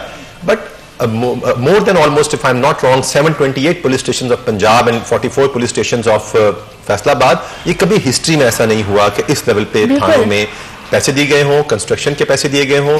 और जो कॉन्सेप्ट होता है हमारे बहुत सारे लोगों में कि पुलिस जो है उसको अप्रोप्रिएट फंडिंग नहीं होती है, और कहीं वो जो है इनफॉर्मल रिसोर्सेज से ही सारे काम कर रही होती है, ये उस आइडिया को भी शेड वे करता है कि नहीं, this is a very important department, this is a department which maintains the writ of the state and it has been given proper backing by the government. और इससे बहुत ज्यादा जरूरी भी है कि हम जो है अपने डिपार्टमेंट्स को उसकी प्रेजेंस है उसको भी अच्छा करें, और हमारे पब्लिक का इंटरेक्शन जो है वो भी, मैं समझती हूँ डॉक्टर साहब, बड़ा जरूरी है कि हमारे जो पुलिस है और हमारी पब्लिक है उनके दरमियान में एक फ्रेंडली जो कनेक्शन है उसको बिल्डअप करने की, क्योंकि अभी भी हमारी आवाम बड़ा डरती है थानों में जाने से। पहले तो CPO साहब को वेलकम करते हैं जी, आज हमारे शो में तशरीफ लाए हैं। और हमारी हमेशा से ये कोशिश रही है कि हमारे जो इंतज़ामी हुकाम हों, पुलिस हुकाम हों, उनका पब्लिक के साथ बराह रास्त इंटरेक्शन वैसे तो रहता है उनका मुख्तलिफ सूरतों में, लेकिन City 41 की स्क्रीन के जरिए लाखों नाजरीन तक ये आवाज़ पहुँचाना, इनकी बराह रास्त इनके ख्यालात, इनकी सोच, ये बहुत ज़रूरी होता है। क्योंकि बाज़ औक़ात बड़े बड़े अच्छे पुलिस अफसरान आ रहे होते हैं और वो बहुत कुछ कर रहे होते हैं, लेकिन पब्लिक को पता नहीं चलता कि हो क्या रहा है। तो उसमें वो हर अच्छा बुरा सबके बारे में एक ही तरह का कॉन्सेप्ट बन जाता है कि पुलिस बस ऐसी ही होती है। जैसे आपने कहा ना कि वो वो टैबूज तोड़ने की जरूरत है ना, कि मतलब पता नहीं पुलिस जो एक पुलिस कल्चर का तस्वर रहा है हमारे यहाँ, अब भी किसी न किसी शक्ल में ज़ाहिर मौजूद है। ये सारा एक ग्रेजुअल प्रोसेस होता है जिसके तहत ये सारी चीज़ें चेंज होती हैं। और हम देखते हैं, बड़े अरसे से ऑब्जर्व कर रहे हैं कि पहले से बहुत बेहतरी आ रही है। एक दौर में 3rd डिग्री इन्वेस्टिगेशन के जो तरीके होते थे वो वही हतमी तरीका समझा जाता था, और बल्कि पहला ही वही तरीका होता था। लेकिन अब तो बड़ी जदीद तरीके आ गए इन्वेस्टिगेशन के। एक दौर में मुखबरी का सिस्टम अलग से होता था, अब उसकी IT की तरक्की की वजह से बहुत सारे जदीद तरीके जो आ गए हैं, और वो अब मुलजमों का बचना बड़ा मुश्किल होता है। अगर पुलिस चाहे, जो कि यकीनन चाहती है, लेकिन समटाइम्स रिसोर्सेज भी आड़े आते हैं। हम समझते हैं कि जो हमारे ज़िले के शायान शान यहाँ रिसोर्सेज नहीं मिलते, ना नफरी उतनी है जितनी आबादी का तनासब से होनी चाहिए, ना उतने रिसोर्सेज होते हैं जो कि होने चाहिए। वरना हमें अपने पुलिस हुकाम की जो कैपेबिलिटी पे उनकी उस पे कोई वो दो राय नहीं है, बड़ी प्रोफेशनल इनकी ट्रेनिंग होती है। लेकिन देखें, जो आजकल जिस तरह की जिद्दत आ गई है, जैसे क्रिमिनल्स के पास जितना जदीद असला आ गया है, जिस तरह दहशतगर्दी का जो चैलेंज इस वक्त हम फेस कर रहे हैं दोबारा से, हाँ जी, अभी इस तरफ तो नहीं है लेकिन KPK में बहुत ज़्यादा हो गया शुरू। तो वो जिस तरह के उनके पास वेपन्स हैं, जितना वसाइल हैं, उसको काउंटर करने के लिए उससे कहीं ज़्यादा हमें वो होना चाहिए। तो ये प्रायोरिटाइज करने की ज़रूरत है इस मसले को कि लॉ एंड ऑर्डर, अमन अमान की सूरत हाल, शहरियों की जान और माल का तहफ़्फ़ुज़, ये बुनियादी जिम्मेदारी है, ये पहली जिम्मेदारी है किसी रियासत की। जी जी। तो जब ये हमारी टॉप प्रायोरिटी बन जाएगी तो उसके हिसाब से हम रिसोर्सेज भी इनको ज्यादा देंगे। तो इसमें जो पुलिस अफसरान होते हैं ये अपने हाई अप से मांगते हैं, डिमांड करते हैं, लेकिन ये बहरहाल सबऑर्डिनेट्स होते हैं, एक महकमे में एक हद तक इंसिस्ट कर सकते हैं। तो यहाँ की जो पॉलिटिकल एलीट है, मैं समझता हूँ उनका सबसे ज्यादा फर्ज बनता है कि वो अपने जिले के लिए फाइट करें और रिसोर्सेज लें। उसमें हमें उस हद तक कामयाबी नहीं मिलती जितना कि ये जिला डिजर्व करता है, क्योंकि ये जिला जो है पंजाब का सबसे ज्यादा रेवेन्यू देने वाला जिला है, और पंजाब का सबसे ज्यादा रेवेन्यू देने वाला और दूसरा बड़ा जिला है। तो बदकिस्मती से फिर हमारे लाहौरी दोस्त माइंड करते हैं, वो जो हम असी कैदी तख्त लाहौर दे, तो सारे फंड्स लाहौर पे लग जाते हैं। तो जो जिला जितना डिजर्व करता है, जितनी आबादी है, जितने वसाइल पैदा कर रहा है, तो उसको उसके तनासब से फंड्स तो मिलने चाहिए। तो ये जब मिलना शुरू हो जाएंगे तो हम समझते हैं कि जब नफरी पूरी हो जाएगी, जब हमारी गाड़ियां तो अभी पेट्रोलिंग के लिए पैसे नहीं होते। बिल्कुल सही बात है। तो जब पेट्रोलिंग नहीं कर सकेगी पुलिस, जब डॉल्फिन फोर्स की उनके लिए भी प्रॉब्लम होंगे, तो ये अभी बहुत सारे इश्यूज हैं। बहुत सारे इश्यूज हैं, लेकिन बहुत अच्छी बात यह है कि जिस तरह से इनिशिएटिव लिया गया और कंस्ट्रक्शन का काम चल रहा है, तो सर मैं आपसे ये भी पूछना चाहती हूँ, जैसे कि सर ने भी मेंशन किया है कि रिसोर्सेज के हवाले से हमेशा से शिकायत रही है, नफरी की कमी रही है, और जो जितनी भी व्हीकल्स हैं उनकी मेंटेनेंस पे काम, तो क्या इस हवाले से भी कोई अपडेट्स हैं, क्या इसमें भी इजाफा किया जा रहा है? देखिए, अगर इस बात को हम जेनेरिकली करें तो डॉक्टर साहब ने एक ऐसी चीज पर निशानदेही की है जो एक बाय एंड लार्ज कोई ऐसा बिल्कुल वैलिड पॉइंट है। लेकिन अगर हम सिर्फ रिसोर्सेज पे बात करें, मैं इस हद तक जरूर इनसे एग्री करता हूं, बट मैं इसमें एक व्यू पॉइंट भी रखता हूं जाती तौर पे कि आप जिस भी महकमे को इस मुल्क के उठा लें, आपको हमेशा चैलेंजेस जिस तरह के हैं हमारे पास, उसके वजह रिसोर्सेज में एक चैलेंज नजर आएगा, उसमें एक आपको उसका एक सप्लाई एंड डिमांड का आपको गैप नजर आएगा। बिल्कुल सही। आप देखें कि हम I am an ex army officer as well proudly, so अगर मैं फौज की भी बात करूं तो हमें लगता है कि फौज के पास बहुत सारे रिसोर्सेज हैं, बट आप देखें हमारा चैलेंज कितने बड़े हैं, हमारे पूरे ऑल अराउंड द कंट्री हमारे पोरस बॉर्डर्स हैं। तो मेरा नहीं ख्याल, जो जिस एक्सपीरियंस पे मैंने फौज को छोड़ा, कि वो भी एक स्ट्रगल है between the resources and between the challenges. Exactly. आप इसी तरह अगर मैं पुलिस के महकमे की बात करूं तो बिलाशुबा जब एक गोरे ने जब ये पुलिस फोर्स बनाई थी तो उसने 450 लोगों पे एक कांस्टेबल की रेशो रखी थी, जो आज 1800 से 2000 तक पहुंच चुकी है। मैं अक्सर कहता हूं वो 450 वो लोग थे जो सब एक दूसरे को भी जानते थे, वो एक पुलिस वाला उन सबको भी जानता था। आज हमें अपने हमसाये का पता नहीं होता। So we do have challenges, but उसके साथ साथ सिस्टम इवॉल्व भी कर रहा है। वीजा भी कहीं ना कहीं जो ह्यूमन रिसोर्स है वो कहीं ना कहीं टेक्निकल गैजेटरी के साथ रिप्लेस हो रहा है। कहीं अगर बंदे कम है तो सेफ सिटीज बन रही है, जिस तरह के फैसलाबाद में भी बनने जा रही है, उस पर भी बात हो तो बात हो सकती है। कहीं ना कहीं अगर हमारे पास पेट्रोलिंग के साथ एरिया बढ़ रहे हैं तो ट्रैकर लगाकर पेट्रोलिंग को मॉनिटर करने की कैपेसिटी भी बढ़ाई जा रही है। सो कहीं ना कहीं रिसोर्सेज की जो जंग है उसमें हमारी कोशिश होती है कहीं ना कहीं हम अपनी सबकत रखें। मैं इसमें एक बात बताना चाहूंगा कि जो जितना पुलिस के अंदर क्राइम मैनेजमेंट एक इंपॉर्टेंट फैक्टर है, उतना किसी भी कमांडर के लिए ह्यूमन रिसोर्स मैनेजमेंट जो है वो उतना ही बड़ा चैलेंज है। फैसलाबाद में हमने तकरीबन 600 to 650 ऐसे ऑफिशियल्स थे जो हमने मुख्तलिफ रिडंडेंट ड्यूटी से उठा के इस फील्ड, इस फोर्स के अंदर पंप इन किए। यानी मैं इस वक्त बड़े वसूख से इस वक्त आपके स्टूडियो में बैठा हुआ कह सकता हूं कि हमारा कोई भी थाना ऐसा नहीं होगा जिसमें उसकी सैंक्शन स्ट्रेंथ से 75 या 80% से कम स्ट्रेंथ होगी, और ऐसे भी थाने हैं जिनको 100% से अबव स्ट्रेंथ दे दी गई है उनके चैलेंजेस और उनके क्राइम पैटर्न को देखते हुए। So definitely as a commander आपने ह्यूमन रिसोर्स मैनेजमेंट करके इस जो गैप है इसको आपने फिल करना है। आगे बात हुई हमारी मुख्तलिफ गाड़ियों की, फ्यूलिंग की। देखिए चैलेंजेस जो हैं, मैं अगेन जो इन्होंने बात की, इन्होंने तो हमारे डिपार्टमेंट की जिसे कहते हैं ना उसकी वकालत में बात की, and I am grateful for him for that particular thing. लेकिन वही बात है कि एक फोर्स के अंदर आपके होने या ना होने से फर्क ये पड़ता है कि आपने चीजों की मैनेजमेंट करनी है, आपने किस तरह से इसको लेके चलना है। चैलेंजेस पूरे मुल्क में फेस हो रहे हैं, आप देख रहे हैं किस तरह फ्यूल प्राइसेस से कुछ है, एक ओवरऑल एक पूरे मुल्क में फेस करना पड़ रहे हैं। उसमें पुलिस के अंदर जो खूबसूरती है कि पुलिस उन चैलेंजेस के सामने सरनगू नहीं होती, वो अपनी कहीं ना कहीं से अपना वे आउट निकाल के, कहीं ना कहीं से उस चीज को ऑल्टरनेट निकाल के अपने गिवन चैलेंजेस पे काम जरूर करती है। बिल्कुल, we had issues, we have issues, लेकिन हम उनके साथ लड़ते हुए उनको ओवरकम करते हैं। अभी हमें फ्यूलिंग में भी पैसे अभी रिसेंटली मिले हैं हमें डिपार्टमेंट की तरफ से, तो इंशाल्लाह वो भी एक जो थोड़े से अरेंजमेंट्स हैं उनको हम इंशाल्लाह बेहतर करने की कोशिश कर रहे हैं और बेहतर करेंगे। सो रिसोर्सेज की जंग रहती है, लेकिन आपने डिफरेंट किस्म के आईटी गैजेट से, अब आप देखें पंजाब पुलिस जो है इतने सारे सॉफ्टवेयर बना चुकी है। हमारे क्रिमिनल्स का डाटा, पहले हम कागज खोल खोल के क्रिमिनल को ढूंढते थे, एक ही क्रिमिनल मल्टीपल जगहों पे वांटेड होता था, तो हम उसको वो एक केस में पकड़ा गया, बाकी में पता भी नहीं चलता था। आज यहां का वांटेड बंदा लाहौर पकड़ा जाता है, लाहौर का वांटेड बंदा किसी ई पुलिस गैजेट पे लिया में पकड़ा जाता है, लिया का वांटेड बंदा पिंडी में पकड़ा जाता है, किसी होटल में चेक करते हुए, किसी बस में बैठते हुए।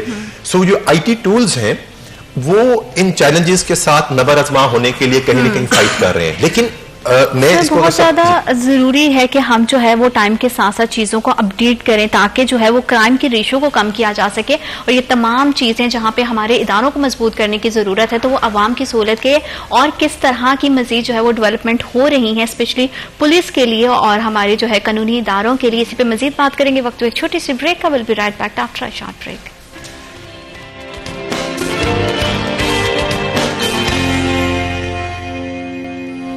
Welcome back after a short break. आप देख रहे हैं सिटी एट 10 और शहर का तहफ़्फ़ुज़ बहुत ज़्यादा ज़रूरी होता है और उसके लिए हमारे पुलिस का मुस्तहिकम होना भी बहुत ज़्यादा ज़रूरी है। लेकिन अनफॉर्चुनेटली एक सिचुएशन हम बड़ी देखते हैं कि हमारी पब्लिक का जो पुलिस के साथ इंट्रैक्शन है वो बड़ा अजीब सा, थोड़ा सा स्पीशियस सा भी समटाइम मुझे लगता है कि जहाँ पे हमें सबसे ज़्यादा तहफ़्फ़ुज़ महसूस करना चाहिए, जहाँ पे हमें सबसे ज़्यादा जो है कम्फर्ट जोन मिलना चाहिए, वहीं हम अपने उन्हीं ऑफिसर से जो हमारे मसाइल को हल करने की तरफ जो है वो रात दिन मेहनत करते हैं, तंग दो करते हैं, लेकिन हम देखते हैं कि पब्लिक बहुत डरती है उन तक जाने के लिए। और हमेशा से जो है आम शहरियों से जब भी बात की जाती है वो कहते हैं कि जब भी हम थानों में जाते हैं या किसी भी कानूनी इदारों में जाते हैं तो वहां पे हमें जो है ना वो अवेलेबिलिटी का बड़ा इशू होता है, अफसरान हमारी बात नहीं सुनते हैं। तो क्या इसमें कितनी सदाकत है, क्या ये सच है या नहीं है, ये जानेंगे हम सर से।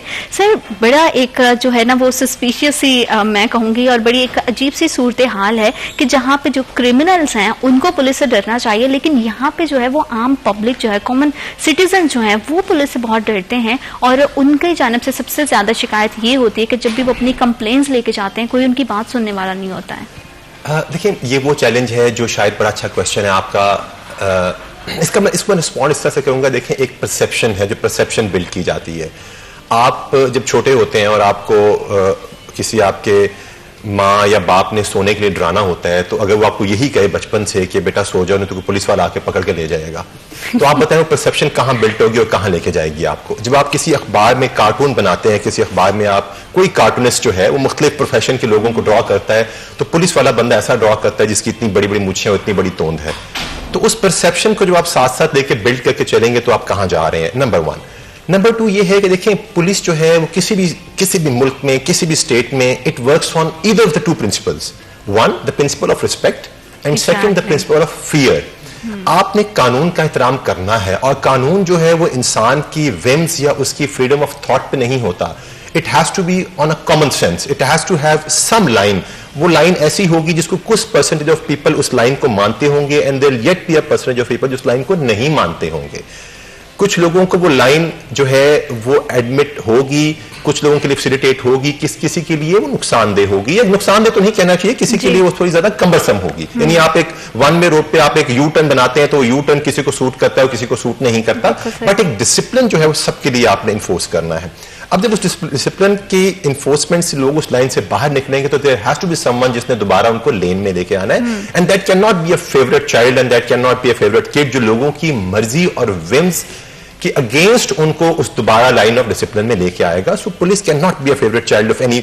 आप मैं अक्सर एक मिसाल देता हूं कि आप अभी हम यहां फैसलाबाद में बैठे हैं, नॉर्मली हमारे जो भी आईटी गैजेट्स हैं, गूगल है, यूट्यूब है, वो लोकली एआई बेस्ड के ऊपर आपको जो भी चीज पे सर्च करेंगे आपको नियर लोकेलिटी से वो सर्च देगा. लेकिन आप अभी यूट्यूब पे लिखिए कि police baton charging on mob, I can guarantee you कि आपके यूट्यूब के ऊपर पाकिस्तानी या पंजाब पुलिस की पहली वीडियो नहीं आएगी, वो किसी और मुल्क की वीडियो आएगी. सो अब रिस्पेक्ट का जो कल्चर था कहीं ना कहीं वो आहिस्ता आहिस्ता हमने जहां सोसाइटी को थोड़ा वैसे भी डाउन साइजिंग डाउनफॉल हुआ सोसाइटी का, तो पुलिस की भी रिस्पेक्ट हमने कहीं ना कहीं उस तरह से नहीं की. म्यूचुअल है, ताली दो हाथ से बजी होगी, इसमें से पब्लिक का कसूर नहीं होगा, बट फियर का जो एलिमेंट है वो वहां तक तो होना चाहिए किसी भी ऐसे आर्म का स्टेट के जिसने स्टेट की रिट मेंटेन करनी है, to the extent of those people जो कानून तोड़ते हैं बट शरीफ शहरी के लिए नहीं. यहां तक मैं आपकी बात से बिल्कुल एग्री करता हूं, और इसी कॉन्सेप्ट को चेंज करने के लिए हमने अपने खिदमत मराकज, अपनी लाइसेंसिंग सेंटर, अपने तहफ़्फ़ुज़ मरकज, अपने मिसाक सेंटर, हमने पुलिस के उस काम की जो सर्विस डिलीवरी थी उसको थाने से निकाला और उसकी ऑफशोर्स बनाई, ताकि एक आम आदमी जिसका कोई क्राइम से ताल्लुक नहीं है और एक सर्विस के लिए आ रहा है, उसको हम आगे बढ़कर एक डिफरेंट ऑफशूट में उसको हम उसकी रेमेडी दें. इसी तरह करते हुए हमने अब तक सिर्फ फैसलाबाद में ऑलमोस्ट कोई 60,000 डिफरेंट कैरेक्टर सर्टिफिकेट, 1 लाख से ज्यादा लाइसेंसेज ये हमने उनको वहां दिए. यहां मैं एक और बात करता हूं. आपने एक बात की कि जब वो मसला आता है तो पुलिस थाने की तरफ जाने से घबराती है. क्या मुझे आप बताएं कि गॉड फॉरबिड अपने फैमिली में आपने बीमारी देखी होगी, मैंने भी देखी होगी, जब कोई बंदा हमारा बीमार होता है तो क्या हम अस्पताल खुशी से जाते हैं? हम घबराते नहीं है क्या? क्या आप जितने भी जबरदस्त प्राइवेट हॉस्पिटल चले जाएं, क्या वहां दाखिल होते ही क्या आपको ऐसा साइकोलॉजिकल इंपैक्ट नहीं आता कि आप कहते हैं भाग जाऊं? क्या आपकी गाड़ी खराब होती है तो क्या आपको वर्कशॉप जाते हुए खुशी होती है? आप वहां के तेल से, वहां की स्मेल से, वहां की कालक से घबराते नहीं है? क्या आपको इसी तरह को अपनी इलेक्ट्रॉनिक्स ठीक करानी होती है, आप किसी इलेक्ट्रॉनिक के पास जाते हैं, मैकेनिक के पास, उसके पास टूल बिखरे हुए हैं, चीजें बिखरी हुई हैं, वो आपके अच्छे खासे खूबसूरत टीवी को एकदम जब रफ हाथों से खोलेगा तो क्या आपका दिल हिलता नहीं है? तो जब हम वो सब काम करते हैं तो why not to come to a police station whether the perception is good और bad. We have to go to a person जो आप जिसका कोई ऑल्टरनेटिव नहीं है तब भी वो आपको हर वक्त सर्विस डिलीवरी देने के लिए तैयार बैठा है. बिल्कुल सही. सो परसेप्शन हमने चेंज करनी है. इसी परसेप्शन को चेंज करने के लिए मैं आपके पास यहां बैठा हूं. इसी परसेप्शन को चेंज करने के लिए हमारे बहुत सारे लोग शब रोज सोशल मीडिया पे हर जगह पे क्रिटिसिज्म के बावजूद ओपन अप कर रहे हैं अपने आप को. सो मेरा तो ये ख्याल है कि perception need to be change, और ये दोनों तरफ से होगा. हमें उस कार्टूनिस्ट को इसके बाद तोड़ निकले हुए पुलिस वाले को नहीं देखना, उसके किसी ऐसे हैंडसम स्मार्ट पुलिस वाले को भी देखना है जो अपनी फिटनेस पे इसलिए भी काम करता है कि I should look good in uniform. बिल्कुल एग्जैक्टली. और सर जो आपने स्टार्टिंग में बात की ना कि शुरू से ही जो पेरेंट्स है स्पेशली मदर्स हैं बच्चों को सुलाने के लिए अगर पुलिस का खौफ और डर देंगी तो बच्चे के वो चाइल्डहुड से ही एक खौफ जो है वो पैदा होता जाएगा, और वो बहुत ज्यादा जरूरी है. सर आप भी इससे कितना इत्तेफाक करेंगे कि हमारी अम्माओं ने हमारे हीरोज को हमारा गब्बर सिंह बना दिया है? अच्छा, मैं इस पे थोड़ा सा वो कहते हैं ना कि सबा के साथ चलूं और सर उठाए रखूं. मुझको भी हक है कि इख्तलाफ राय रखूं. बिल्कुल. तो चूंकि हमारे सीपीओ साहब बड़े वोकल हैं, बड़ा खूबसूरत बोलते हैं, तो इनसे बड़ा मजा आता है डायलॉग करने का, आर्गू करने का. जी. मैं ये जानना चाहता हूँ कि उस माँ के जहन में ये खौफ किसने डाला कि वो पुलिस की ही क्यों मिसाल दे रही है कि जी पुलिस वाला आ जाएगा? वो खौफ भी तो कहीं से आया है ना. एग्जैक्टली. इसी तरह बाकी जो हमने कहा कि कार्टूनिस्ट ने जो कार्टून बनाया और उसने भी पुलिस वाले को ऐसे दिखाया, इसका मतलब उन सबके जहन में ऑलरेडी खौफ मौजूद है. तो खौफ होना चाहिए. लॉ एनफोर्समेंट एजेंसीज का खौफ ना हो तो फिर तो सिस्टम चल नहीं सकता. लेकिन वो होना चाहिए क्रिमिनल्स के लिए, शरीफ शहरियों पे भी होना चाहिए. वो ये हो कि अगर मैंने ये जुर्म किया तो ऐसा होगा मेरे साथ. लेकिन हमारे यहाँ प्रॉब्लम उस वक्त आता है, कानून की अमलदारी उस वक्त खराब होती है, सिस्टम उस वक्त खराब हो जाता है जब कानून सबके लिए बराबर नहीं रहता जी। जब कानून सबके लिए बराबर रहेगा, जब कोई पैसे दे के या अपना असर और सुख इस्तेमाल करके अपना नाजायज काम नहीं करवा लेगा, तो फिर वो सबके लिए बराबर हो जाएगा।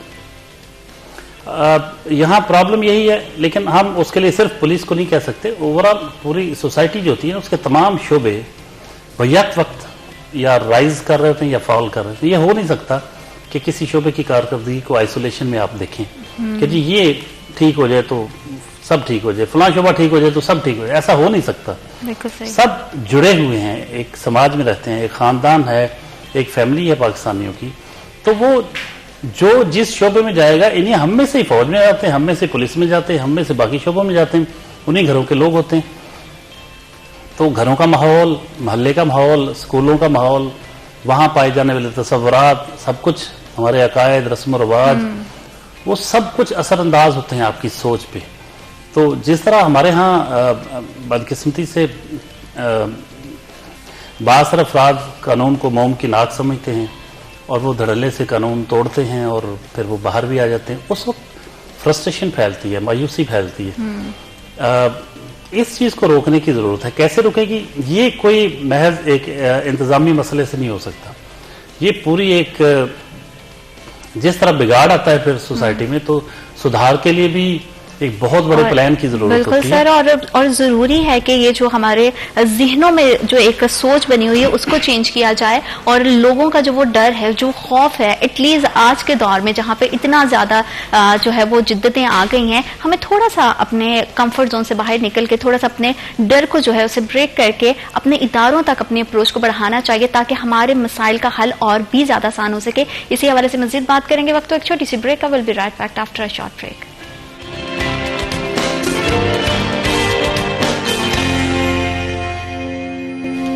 Welcome back after short break. आप देख रहे हैं सिटी एट 10 और फैसलाबाद के तहफ़्फ़ुज़ के हवाले से अगर बात करें तो हमारी पुलिस जिस तरह से दिन रात शुब रोज़ हमारे लिए मेहनत करती है, हमारे लिए ही वो जो है अपनी रातों की नींद को भी जो है ना वो कहीं पशे पुस डाल देते हैं, और साथ ही साथ अपनी फैमिलीज़ को भी उस तरह से टाइम नहीं दे पाते। तो हमारे लिए बहुत ज़्यादा ज़रूरी होता है कि जहाँ पे अच्छा काम हो रहा है उसे हाईलाइट किया जाए, अप्रिशिएट किया जाए, और अपनी पुलिस के दरमियान और हमारे दरमियान जो आम पब्लिक के दरमियान जो इंट्रैक्शन है उसको और भी ज़्यादा मजबूत बनाया जाए, ताकि आने वाले टाइम में, आने वाले दिनों में हम फैसलाबाद के नहीं पूरे पाकिस्तान के हालात को जो है वो बेहतर हुआ देखें, और किस तरह से पब्लिक की एक्सेसिबिलिटी जो है, क्योंकि पब्लिक को हमेशा से ये शिकायत होती है कि जब भी उनके कोई सर्विसेज के लिए वो जाते हैं या उनका कोई भी शिकायत होती है तो उस हवाले से उनकी कोई बात नहीं सुनता। तो क्या उनकी जो एक्सेस है उसको आसान बना रही है हमारी पुलिस या नहीं? इस हवाले से हम जानेंगे सर से कि जो मिथ्स बनी हुई हैं सर डिफरेंट तरह की, कि महकमों में जब भी लोग जाते हैं, आम शहरी जाते हैं, चाहे उनका क्राइम से कोई ताल्लुक नहीं है किसी भी काम के सिलसिले में,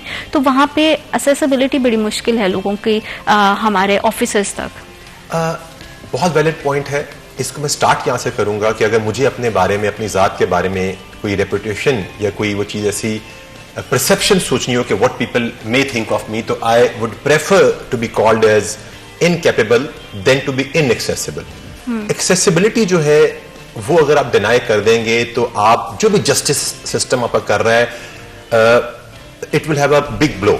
आप जब लोगों को सुनते हैं और जब ये परसेप्शन नीचे ट्रेवल कर जाती है कि लोगों को सुना जाता है, उनके मसाइल को सुना जाता है, तो अपने आप चीजें कुछ खुद ब खुद ऑटो पे भी बेहतर हो जाती हैं।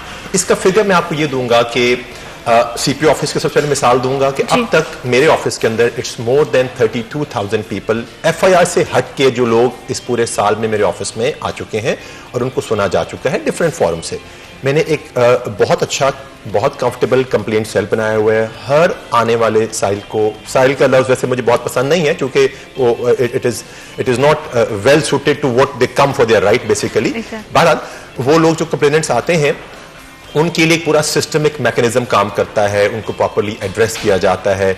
इसके अलावा थानों में अब जो कंप्लेंट जाती है तो हमारा जो एक कंप्यूटराइज पंजाब पुलिस का एक सिस्टम है जिसके अंदर हमने 8 घंटे से लेकर 72 घंटे के अंदर हमने एक FIR as per the subject of the FIR register करनी है, अदरवाइज सिस्टम में वो पॉप अप हो जाएगी और कहीं ना कहीं वो चली जाएगी। यहां मैं एक बात आपसे करना चाहूंगा कि बहुत सारे कंप्लेनेंट्स जो है मेरे पास ऐसे आते हैं जिनका कोई मसला पुलिस कॉग्जिबल नहीं होता जी। लेकिन हम उनको तब भी एब्जॉर्ब करते हैं। हम उनको नहीं कहते हैं कि जी आपका मसला मेरे वाला नहीं है, आप किसी और के पास चले जाएं। ऑलमोस्ट इन 99% केसेस अगर कोई clear cut civil litigation involve नहीं है, उस केस में भी हम उनको अपने पुलिस के पास भेजते हैं, कहीं ये आपस में लड़के फर्दर क्राइम न कमिट कर लें। सो मैं बड़ा प्राउडली कहता हूं कि हमारा वो महकमा है जो उस खातून को एंटरटेन करता है जो अपने पूरे घर से अपने शौहर से लड़के आई होती है, जिसको अपना सोसाइटी, अपने लोग, अपनी फैमिली उसका मसला नहीं हल कर सकते, हमारे पास आती है, मेरे पास आती है। मैं इसको अपने सिस्टम के पास भेजता हूं, मैं अपने वुमेन एसएचओ के पास, मैं अपने एसएचओ के पास भेजता हूं। मेरे पास वो बाप आता है जिसका बेटा उसको जायदाद देने से इनकार कर देता है और उसको पूरा खानदान उसकी जिंदगी भर की मेहनत को उसके बेटे के साथ रिकंसाइल नहीं कर पाता, मैं उसको रिकंसाइल करता हूं। मेरे पास वो लोग आते हैं जिनके छोटे छोटे ऐसे लेन देन के कारोबारी तनाजात होते हैं, जिनका असल कोई ना कोई और फॉर्म है, लेकिन मैं उनको इसलिए एब्जॉर्ब करता हूं, इसलिए अपने सिस्टम के अंदर डालता हूं कि कहीं ना कहीं वो अपनी इस फ्रस्ट्रेशन में कोई क्राइम कमिट ना करें। लेकिन बात का क्या होता है कि जब इस प्रोसेस के अंदर जब हम इस तरह के लोगों के मसाइल हल करने भी बैठते हैं जो कि पुलिस कॉन्जिबल नहीं होते, तो कहीं ना कहीं उस सारे सिस्टम के अंदर बहुत सारी तारीफों के साथ हम कहीं ना कहीं गिले भी ले लेते हैं, क्योंकि लोग ये नहीं देखते कि हम उनके लिए क्या कर रहे हैं, वो इस चीज पे देखते हैं कि हम क्या नहीं कर पा रहे, इस चीज को अंडरस्टैंड किए बगैर कि हमारी लीगल पावर्स क्या हैं। सिस्टम के अंदर मैं नहीं कहता कि we are perfect and we can never be perfect, और सीखता सिर्फ वही इंसान है जो अपनी खूबियों को थोड़ा कम और खामियों को ज्यादा देखता है, जो लूप होल्स को देखता है, जो क्रिटिसिज्म को लेता है। हम क्रिटिसिज्म को लेते हैं, हम क्रिटिसिज्म को सुनते हैं, उसके बाद फिर हम फैसला करते हैं। पुलिस डिपार्टमेंट वो महकमा है जिसमें एक थाने से लेकर किसी भी ऑफिस तक आपको रात के 12 बजे, 1 बजे, 2 बजे, सुबह के 6 बजे आपको कांस्टेबल मिलेगा, हेड कांस्टेबल मिलेगा, एसएचओ मिलेगा, आपको ऑफिसेज में डीएसपी, एएसपी, एसपी, आपको सीपीओ मिलेगा, आपको आईजीबी मिलेगा, आपको आरपीओज मिलेंगे, कोई ना कोई आदमी मिलेगा आपको। आप पुलिस को बुलाएंगे तो कोई ना कोई मिलेगा आपको। हमने अपनी 15 का नाम पुकार रखा है, दो उसकी एब्रिविएशन कुछ और है, लेकिन अगर उसको उर्दू के वर्ड में भी आप लीजिए तो वो पुकार जो आप हमें करेंगे, हमें पुकारेंगे तो हम पहुंचेंगे आपके लिए। सर ये बहुत ज्यादा जरूरी भी है कि हम जो है जब तक किसी को बुलाएंगे नहीं, ये तो घर में भी अगर बच्चे को चोट लग गई है तो वो अपनी माँ को जब तक नहीं पुकारता या अपने अब्बा को आवाज नहीं देता है तो बच्चे तक जो है वो किसी की भी जो है ना अप्रोच मुश्किल हो जाती है। तो इसके लिए हमें, जैसे सर ने बोला, कि पुकारना बहुत ज्यादा जरूरी है। और मजीद किस तरह की शहर में जो है वो एक्टिविटीज चल रही है, इसी हवाले से बात करेंगे। वक्त एक छोटी सी break, will be right back after a short break.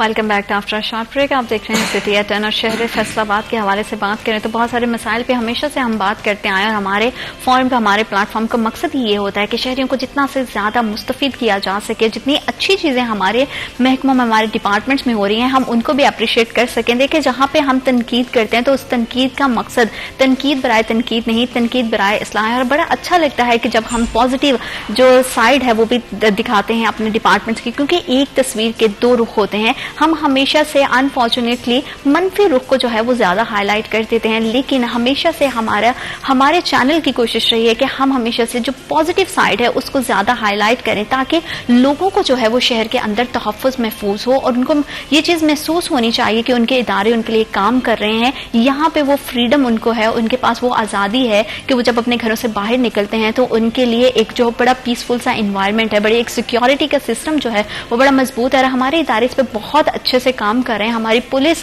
हमेशा से हमारे लिए जो है ना वो 24 घंटे खड़ी रहती है, लेकिन हम लोग कभी भी उनको अप्रिशिएट नहीं करते। तो खुदारा, जहां पे पुलिस की बहुत ज्यादा हम नेगेटिव चीजों को हाईलाइट करते हैं, वहां पे उनकी पॉजिटिव साइड को भी जो है कभी कभी तारीफ कर दिया करें। बहुत ज्यादा जरूरी होती है, क्योंकि तारीफ से एक बहुत अच्छा बूस्टअप आपको मिल जाता है। शहर में हमने देखा कि पिछले कुछ दिनों में हमने देखा, पिछले कई बल्कि अरसे से हम देखते आ रहे हैं कि हादसा की शरह में भी बड़ा इजाफा हुआ है। तो किस तरह से बड़ा एक हमने देखा कि अब हमारे इदारे मुतहर्रिक हो रहे हैं ड्राइविंग लाइसेंस को लेकर। तो क्योंकि अंडर एज ड्राइवर्स की तादाद बहुत ज्यादा बढ़ती जा रही थी, उनके खिलाफ जो है वो कार्रवाइयां भी की जा रही हैं। और महकमे ने कितने अब तक जो है वो लाइसेंस इशू किए हैं, ये जानेंगे हम सर से कि सर बड़ा महकमा मुतहर्रिक हुआ है ड्राइविंग लाइसेंस को लेकर, तो उसकी क्या अपडेट्स हैं, क्या सूरत हाल है? ड्राइविंग लाइसेंस के जवाब से पहले जो आपने एक बात की, तारीफ करना पुलिस की, I take the liberty to slightly digress and then fall back to your question. एक कहावत किसी बुक में पढ़ी और सुनी कि एक कबीला हुआ करता था और वो जब एक दरख्त गिराया करता था तो उसके लिए किसी आरी या किसी कुल्हाड़े का इस्तेमाल नहीं करता था। वो सब उस दरख्त के इर्द गिर्द इकट्ठे हो जाते थे, उसको अब्यूज करना शुरू कर देते थे, गालियां देना शुरू कर देते थे और वो दरख्त अंदर से खोखला होकर खुद ही गिर जाता था। तो जो बात आपने की कि अगर हम अपने ही इंस्टीट्यूशंस को सिर्फ उनकी नेगेटिविटीज को देख के या उसमें कमियां कोताहियां देख के उन्हीं के ऊपर जज करेंगे और उनको हर वक्त हम सिर्फ criticism for the sake of criticism करेंगे, तो वो भी उस दरख्त की तरह अंदर से खोखला होकर गिर जाएगा और नुकसान फिर जो है पूरे एक मुल्क का, एक पूरी स्टेट का होता है। So getting back to what you have said, ये जो अंडर एज ड्राइविंग लाइसेंस है, ये टॉपिक आई थिंक बड़ा इंपॉर्टेंट है, चूंकि एक ऐसा बच्चा या एक ऐसा जो है नाबालिग जो एक मोटरसाइकिल चला रहा है, वो सिर्फ अपनी जान का दुश्मन और अपने खानदान के लिए खतरे का बाइस नहीं है। अगर उसकी जान चली जाती है, वो उन बहुत सारे लोगों के लिए खतरा का बाइस है जो उस सड़क पे तमाम तक कानून को और ज़ाब्ते को मानते हुए चल रहे हैं, उनके लिए भी नुकसान का बाइस है। आप अक्सर देखते हैं कि आप कभी भी फिगर्स उठाएं तो आपको यंग मोटरसाइकिलिस्ट या मोटरसाइकिलिस्ट के एक्सीडेंट्स की तादाद सबसे ज्यादा नजर आएगी और उनकी वजह से बहुत सारे एक्सीडेंट्स ट्रिगर होते हैं, उनको बचाते हुए गाड़ी कहीं और लग रही होगी और बहुत सारे हादसा ऐसे हो जाते हैं। इसमें बहुत टाइम से वार्निंग्स दी गई, बहुत टाइम से लोगों को समझाया गया। वैसे तो जरूरत नहीं थी वार्निंग देने की, क्योंकि कानून तो जब से पाकिस्तान बना है 75-76 साल से लोगों को पता है कि ये चीज नहीं होनी चाहिए, लेकिन फिर भी एक वार्निंग पीरियड रखा गया। उसके बाद अभी उसमें चलान किए जा रहे हैं, एफआईआर दर्ज कर दिए और साथ के साथ हमने लाइसेंसिंग प्रोसेस को बहुत तेज कर दी है। हमारे इस वक्त 17 लाइसेंसिंग सेंटर्स हैं जो कि फैसलाबाद में लाइसेंसिंग की सर्विसेज दे रहे हैं। मोबाइल एप्लीकेशन के जरिए इट्स द फर्स्ट टाइम ये लॉन्च हो चुका है। हम कोई भी घर बैठा अपना लर्नर प्रोसेस स्टार्ट कर सकता है। This is now stepping into next level. उसके बाद ये है कि इस सारे प्रोसेस को तेज किया गया। तकरीबन 1.25 लाख के करीब लाइसेंस अब तक फैसलाबाद में लर्नर्स और लाइसेंस जो है फैसलाबाद पुलिस अब तक बना चुकी है। हमारे day and night licensing centre काम कर रहे हैं, रात को भी टेस्ट हो रहे हैं। This was unthinkable. ये आज से अगर कुछ साल पहले मैं किसी अपने स्टाफ से बात करता कि यार हमने कोई लाइसेंसिंग सेंटर 24 घंटे चलाना है, तो वो 2400 मसले लेके मेरे पास आ जाते। अब इट इज हैपनिंग। सो हम एक तरफ अगर लॉ को एग्जीक्यूट कर रहे हैं, वहां पे दूसरी तरफ हम उसकी प्रॉपर रेमेडी दे रहे हैं। आप देखें सोसाइटी हम कहां फॉल करते हैं कि हम 2.5 लाख का, 3 लाख का, 1 लाख का बाइक ले रहे हैं और हम 1000 रुपए का हेलमेट नहीं खरीदेंगे जी। हम जो है 30 लाख की या 1 करोड़ की गाड़ी खरीद रहे हैं और 4000 रुपए या 2000 रुपए लाइसेंस के लिए देना नहीं चाहेंगे। अब मुझे अक्सर बहुत सारे जो करीबी दोस्त अहबाब हैं वो एक रिक्वेस्ट करते हैं कि यार लाइसेंस चाहिए। मैं कहता हूँ यार आपके बंदे को अगर गाड़ी नहीं चलानी आती तो फिर लाइसेंस क्यों मांग रहे हो? तो उनका बड़ा प्यारा जवाब होता है, नहीं गाड़ी बड़ी अच्छी चलानी आती है, आप टेस्ट ले लीजिए, बहुत सी गाड़ी चलानी आती है, बस लाइसेंस चाहिए। तो फिर उनसे सवाल होता है कि यार अगर उनको गाड़ी चलानी आती है तो फिर आप मुझे क्यों कॉल कर रहे हैं? क्यों अभी तक उन्होंने अपना लाइसेंस नहीं बनवाया? सो हम एक कॉम्प्लिसेंसी का शिकार हैं और हम उसी जोन में आके अनफॉर्चुनेटली हमें से बहुत सारे लोग काम करते हैं। जब एक लॉ को एक ट्रू सेंस में इंप्लीमेंटेशन एक हार्ड लाइन पे की जाती है तो आई थिंक ये बहुत जरूरी है। और मैं रिक्वेस्ट करूंगा आपके फोरम की इसके वसातत से कि मुझे तो अंडर एज ड्राइवर ढूंढने के लिए अपनी नफरी सड़कों पे खड़ी करनी पड़ेगी। माँ बाप को तो उनके घर में अंडर एज ड्राइवर पता है। मुझे तो गाड़ियों की ओवरलोडिंग, स्कूल के बच्चे जो ओवरलोडिंग होकर गाड़ियों में बिठा दी जाती है, यहाँ पे हादसा हो जाते हैं, उनके लिए मुझे गाड़ी सड़क पे ढूंढनी पड़ेगी। माँ बाप को पता है कि हमारी गाड़ी में कितने बच्चे बैठ के जा रहे हैं। Why we wait for an incident to happen? Why we want कि हमारे घर में ह्यूमन क्राई स्टार्ट हो, उसके बाद हम किसी हुकूमत के इदारे को गिला करें? सो मेरा ख्याल है माँ बाप का बहुत रोल है इसमें। उनके बच्चे के पांव जमीन पे नहीं लगते और वो अपने खानदान में ये बड़े फख्र से बताते हैं कि हमारा बच्चा बाइक चलाता है, और अगर 16 साल की उम्र में गाड़ी चलाता है तो बड़े फख्र से हम बताते हैं कि जी हमारे बच्चे ने तो गाड़ी चलाना भी शुरू कर दी। बिल्कुल। और सर ये वो एजुकेशन है जो घर से स्टार्ट होती है। माँ बाप जब तक बच्चों को नहीं बताएंगे कि हमारा जो मुल्क है उसके क्या कवानीन है जिसको आपने फॉलो करना बहुत ज्यादा जरूरी हो जाता है। हमारे पेरेंट्स का इसमें बड़ा किरदार है। डॉक्टर साहब आप भी इससे इत्तेफाक करेंगे कि हमारी पेरेंटिंग का इसमें बहुत अहम किरदार होना चाहिए कि हम जब बच्चों को कोई भी बाइक देते हैं या गाड़ी देते हैं तो इस चीज को मेक श्योर करें कि क्या जो वो कर रहे हैं वो चीज सही है, वरना वो तो जुर्म बराबर के शरीक हैं। जी बिल्कुल सही आपने कहा और सीपीओ साहब ने बिल्कुल आई एग्री विद हिम कि लेकिन सबसे आसान काम यही है कि हम वालिदैन तवज्जो दें कि उनका बच्चा अगर कम उम्र है तो वो उसको किसी सूरत ना मोटरसाइकिल दें ना गाड़ी दें। तो पहले स्टार्ट में ही वो कहते हैं not the evil in the bird, वो स्टार्ट में ही रोक दें ना, उसको आगे जाने ना दें चीज़ को।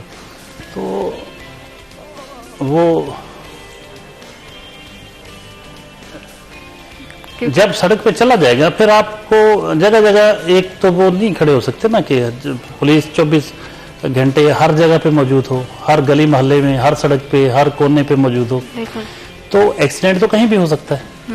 तो इसलिए जरूरी है कि वो उसको वालिदैन ही रोकें, नहीं तो फिर पुलिस रोकेगी, पकड़ेगी, फिर सिफारिश करने नहीं पहुंचना चाहिए थाने कि जी हमारा बच्चा है, गलती होगी छोड़ दें। उस बच्चे से जो होने वाली गलती है उसका खमियाजा पता नहीं कितने खानदानों को भुगतना पड़ सकता है। और सिर जब सड़क पे बच्चा निकलता है और वो इतनी हार्श ड्राइविंग करता है कि उसको इर्द गिर्द का बिल्कुल भी नहीं पता चलता, क्योंकि उसको वो रूल्स का पता ही नहीं है कि जो ट्रैफिक कवानीन बनाए हैं जिसको उसने फॉलो करना है, और क्योंकि वो बड़ा कम उम्र है तो इसमें हमारे पेरेंट्स का किरदार बहुत ज्यादा अहम होना चाहिए। Sir thank you so much, आपने हमें और हमारे प्रोग्राम को वक्त दिया, स्पेशली आपका इतना बिजी जो रूटीन है उसमें से आप टाइम निकाल कर आए और बड़ा अच्छा इंटरेक्शन रहा। जब आपके पास फिर से वक्त होगा फिर से आपको तकलीफ देंगे और चाहेंगे कि आप आएं, पब्लिक के साथ इंटरेक्ट करें ताकि उनको पता हो कि हमारे डिपार्टमेंट कितना अच्छा काम कर रहे हैं। Thank you so much doctor साहब, आप भी आए, आपने जो है वो शिरकत की, बहुत शुक्रिया आप दोनों मेहमानों की तशरीफ आवरी का। और बस पब्लिक से मैं यही कहना चाहती हूँ कि जो इदारे हमारे लिए, चाहे वो पुलिस का इदारा है या फर्दर किसी भी तरह का आपकी जिंदगी में रोल किसी भी इदारे का है, तो हमारे इदारे दिन रात हमारे लिए कोशिश रहते हैं, तो उनकी रिस्पेक्ट करें, उनकी जो अच्छाई है उसको जरूर सराहें और अल्लाह पाक आपके लिए, हमारे लिए, हमारे मुल्क पाकिस्तान के लिए ढेर आसानियां पैदा करे। अपना बहुत ज्यादा ख्याल रखिएगा। अल्लाह निगहबान।